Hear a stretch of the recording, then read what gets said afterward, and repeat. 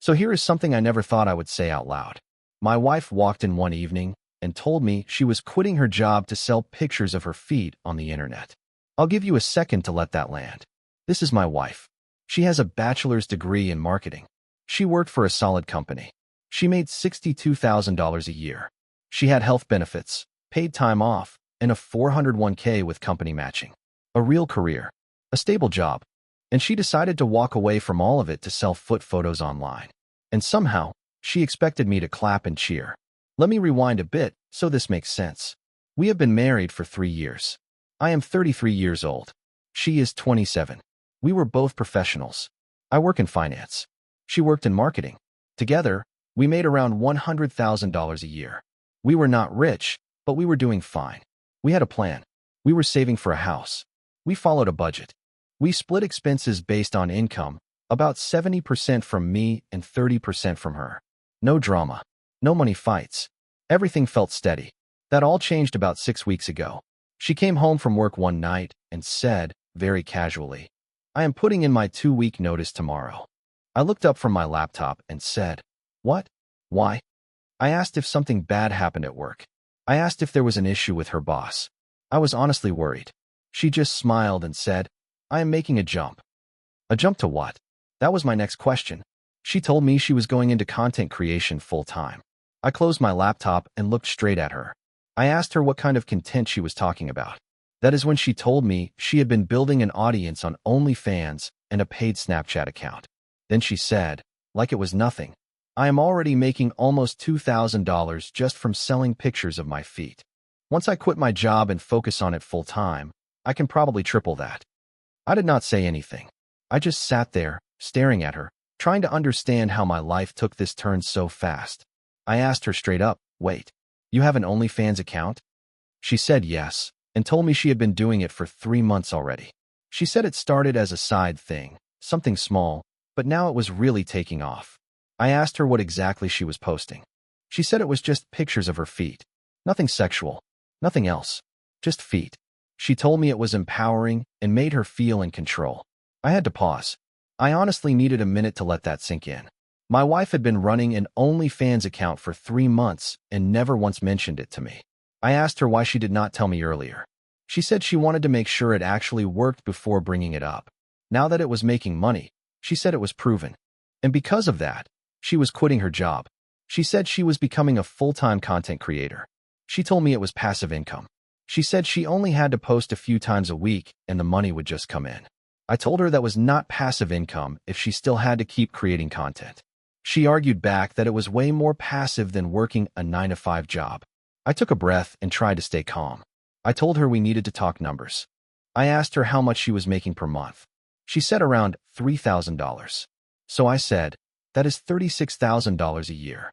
She nodded. I asked her if she was really planning to quit a $62,000 job with benefits for $36,000 a year. She said no, because once she did this full-time, she would make way more. She said probably $9,000 a month, maybe even more. I asked her where she got that number. She told me other creators in her niche were making that much. I asked her if those people were working full-time on it. She said some of them were. I asked how long they had been doing it. She said she was not sure. I guess probably a couple of years. So I asked her if she was really comparing her 3 months of experience to people who had been doing it for years and assuming she would hit their income right away. That is when she got defensive. She told me I was being negative. She said she thought I would support her. I told her I was not being negative. I was being realistic. I said she wanted to leave a stable job with benefits for an income based on best-case guesses. She said it was not a guess. She was already making $3,000. I pointed out that $3,000 was less than half of what she used to make. She said that was just for now. We argued for over an hour. I laid out every financial concern I could think of. Health insurance, retirement, taxes, stability. She accused me of not supporting her dreams. I asked her to wait 6 months. I asked her to grow the income more. I asked her to prove it was steady and sustainable. She said I was trying to control her. The very next day, she gave her notice at work. 2 weeks later, she was unemployed and creating content full-time. From what I could see, that mostly meant sitting on the couch and taking pictures of her feet in different socks. I did not say anything. I had already made my position clear. She had made her decision. But then I started noticing other things. Her business expenses started climbing fast. She was getting pedicures every week, about $80 each time.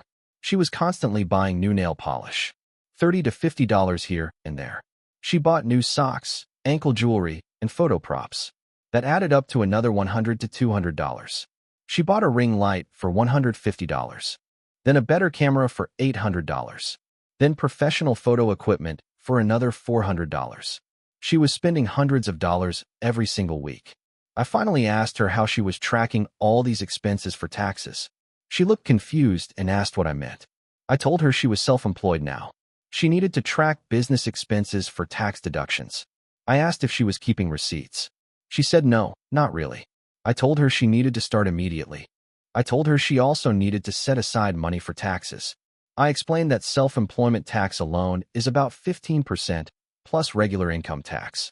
I told her she should be saving at least 25 to 30% of everything she made. She just stared at me. She brushed me off and said, "I will figure it out." That was a red flag for me. 2 weeks later, I asked again. I said, "Have you set up your quarterly estimated tax payments?" She looked at me and said, "My what?" I explained that when you are self-employed, you have to pay taxes every quarter. You cannot wait until April like a regular employee. She said it sounded complicated. I told her it really was not. You just file Form 1040 estimated tax and pay what you owe each quarter. She said she would look into it. She did not. I checked our joint bank account. That month, she deposited $2,800. She spent about $1,200 on so-called business expenses. That left her with $1,600 in actual income. At her old job, she used to bring home about $4,200 a month after taxes. She was now making about 1/3 of what she used to make, but spending money like nothing had changed. I brought it up and told her we needed to adjust our budget. I told her she was bringing in a lot less money now. She said it was temporary. She said she was building her brand. I asked her how long that was supposed to take. She said however long it takes. I asked what we were supposed to do in the meantime. She said we would make it work. I asked if by we, she meant that I would cover the difference. She said we were married and that we were a team. I told her it did not feel like a team when one person quit their job without a solid plan and expected the other person to fund it. She told me I was being unsupportive. So I dropped it. But I was angry. I am not her bank. I did not sign up to bankroll an unplanned business selling foot pictures just because she did not want a regular job anymore. Another 2 weeks passed. She started posting about her business on Instagram. She called herself an entrepreneur, a content creator. She posted motivational quotes about choosing yourself and building your empire. That month, her income was $2,400. Her expenses were $1,100. Her net income was $1,300. Meanwhile, I was covering her share of the rent, her share of utilities, her car insurance, her phone bill, everything she used to pay herself. I brought up taxes again. I asked if she had filed her first quarter estimated taxes. They were due April 15th. She said she did not know about that. I reminded her I had told her about it 6 weeks earlier. She said she had been busy. I told her she was going to get penalized. She said it would be fine. It was not fine. I sat down and did the math. If she was making $3,000 a month, that was $36,000 a year. Self-employment tax alone would be about $5,400. Income tax would be another $3,000 or so, depending on deductions. She should have been setting aside at least $700 every month for taxes. She had set aside zero. That was the moment it hit me. She was not planning to pay taxes on this income at all. I asked her directly if she planned to report this income to the Internal Revenue Service. She said she did not know. Maybe. She said it was cash anyway. I told her it was not cash. It was electronic payments. I explained that every platform reports income to the Internal Revenue Service if you make more than $600. She looked surprised. I told her OnlyFans, Snapchat, and any other platforms all send Form 1099 documents. She asked what a 1099 was. I explained it was the form for independent contractor income. You get it in January, and the Internal Revenue Service gets a copy too. So they know exactly how much you made. She looked worried for maybe 5 seconds. Then she shrugged and said she would deal with it when it happened. That was it for me. That was the moment I knew I was done. My wife was committing tax evasion. Not in some dramatic, evil way. Just through ignorance and refusing to deal with reality. And she still expected me to be supportive. No. That weekend, I started gathering information. While she was out, I logged into her laptop. Yes, it was an invasion of privacy. I know that. But we are married, we share finances, and I needed to know what I was dealing with. Her laptop password was our anniversary. Easy. She was still logged into everything. I opened her OnlyFans dashboard. She had 487 subscribers paying $12.99 a month. I did the math 3 times to be sure. That was $6,325 per month. More than double what she told me she was making. Then I checked her premium Snapchat. 231 subscribers paying $9.99 per month. That was another $2,308. Total monthly revenue was $8,633. She had been telling me she made $3,000. She was lying. Or maybe she honestly did not know. Maybe she never added it up. Maybe she was that bad with money. Either way, the numbers were clear. I checked her payment accounts. She was using PayPal, Cash App, and Venmo. She also had direct deposits going into a separate bank account I did not even know existed. It was a checking account at a different bank, opened 2 months earlier. There was about $18,000 sitting in it. Another $3,000 in PayPal. Around $2,000 across the other apps. That was about $23,000 accounted for. The rest, almost $8,000, had already been spent on who knows what. Definitely not tracked as business expenses. She had been hiding money from me. I went back further. I checked her transaction history for the last 4 months. January was $6,100. February was $7,400. March was $8,200. April, not even finished yet, was already $8,900. That was about $31,000 in 4 months. She had reported none of it. She had paid $0 in taxes on $31,000 of income. I checked her email. There were no 1099 forms yet. Those come in January. But I found confirmation emails from the platforms. They all said the same thing. As required by Internal Revenue Service regulations, we will issue a Form 1099 to all creators who earn more than $600 in a calendar year. She had earned about 50 times that amount. The Internal Revenue Service was absolutely going to know. It was only a matter of time. She was going to receive Form 1099 documents from multiple platforms. Each one would show tens of thousands of dollars in income. Income she never reported. Income she clearly had no intention of reporting. Then I found her so-called business expense spreadsheet. At first, I thought, okay, at least she is tracking something. She was not. The spreadsheet only showed maybe 30% of what she actually spent. She listed the camera and the ring light, but none of the weekly pedicures. She included a few props, but left out the socks and ankle jewelry. There were no receipts attached to anything. This was not a business operation. It was a mess. Then I noticed something else. She had charged about $6,000 of these business expenses to my credit card. Not hers. Mine. She had maxed out her own card, so she started using ours. I pulled up our credit card statements. There it was. $480 at Ulta. $320 at Sephora. $180 at some boutique sock store. $90 at one nail salon. $65 at another. $125 at a third. She had been putting all of this on our joint credit card, and I had been paying it off without questioning it because I thought she was just buying normal stuff. She spent $6,000 of our money on her OnlyFans business while hiding the income in a secret bank account. I was furious. This was not just disorganized. This felt like stealing. Next, I looked at her actual content. I needed to see what she was really posting. It was not just feet. There were suggestive poses, camera angles that showed more than she had admitted, captions that openly talked about what subscribers could request. This was not empowering side content. This was sex work. I am not judging sex work. I am judging lying to your husband, hiding money, expecting financial support, and ignoring taxes while doing it. Then there was her family. Her father is a pastor. Her mother runs a Christian women's ministry. The kind of religious household where evolution is questioned, Harry Potter is considered satanic, and same-sex marriage is blamed for everything wrong in the country. She pushed back against all of that when she went to college. But she still stayed close to them. Christmas visits. Sunday phone calls with her mom. All of it. She told them she quit her job to do freelance marketing work.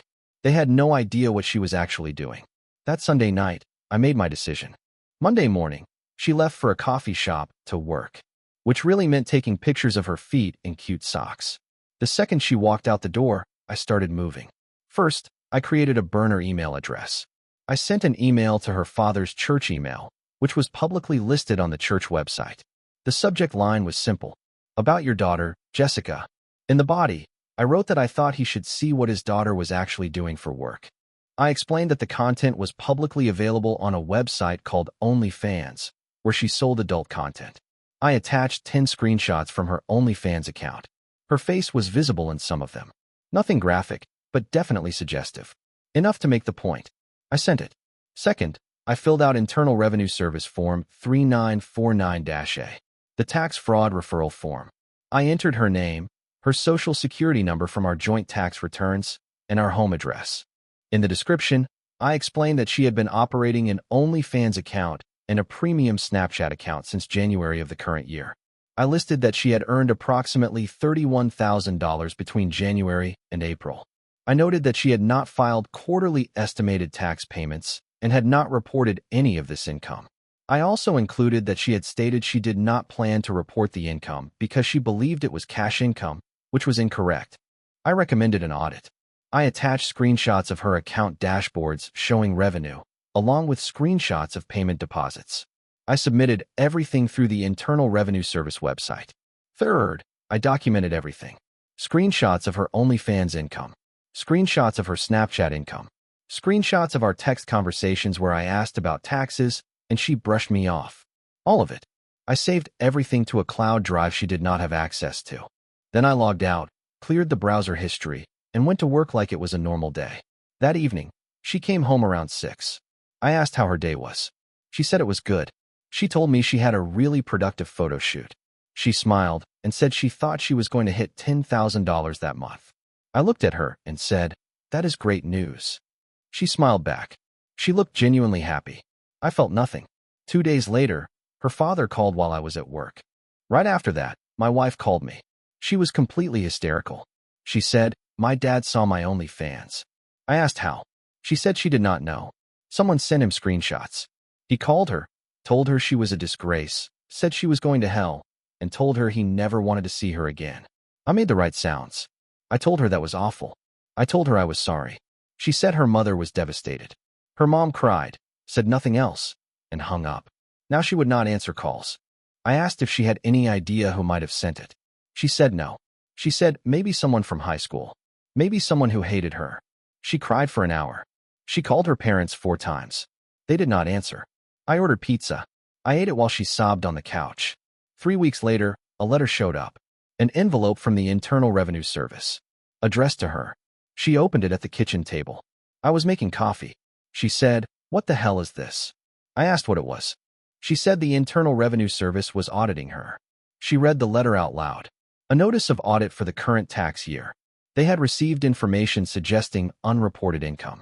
They requested documentation of all income and expenses from January 1st through December 31st.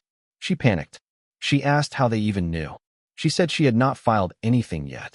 I told her someone must have reported it. Or the platforms did, automatically. She asked if they could do that. I told her yes. Any payments over $600 get reported. She started freaking out and asked what she should do.